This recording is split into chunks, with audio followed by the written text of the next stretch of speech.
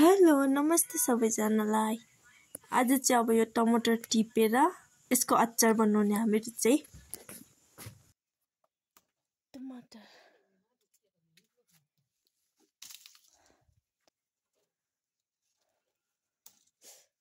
ओहो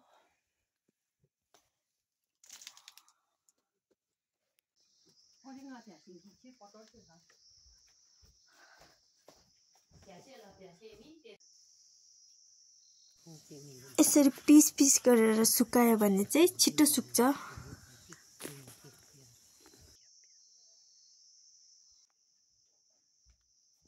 यहाँ चाहिँ अब घाममा सुक्दैछ टमाटर।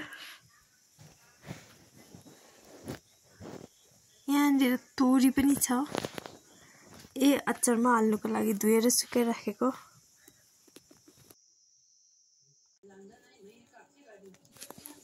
यो मिक्स मसला चाहिँ बजारबाट ल्याएको। अब यसलाई चाहिँ यसरी हल्का भुटेर हाल्नुपर्छ।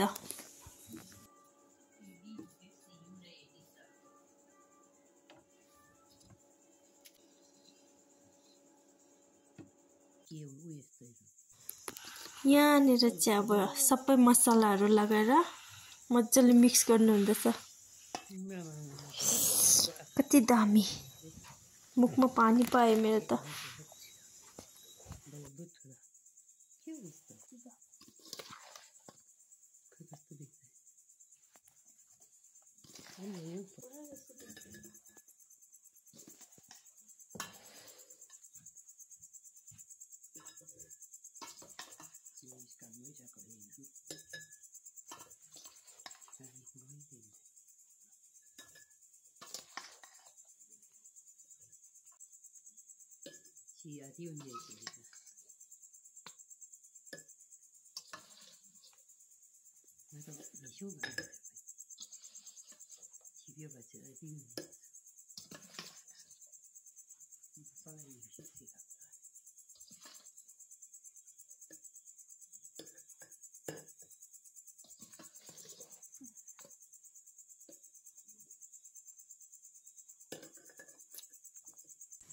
अचार रेडी भयो। अब चाहिँ म भोलिपछि तपाईहरुलाई देखाउँछु ल कस्तो हुन्छ कि।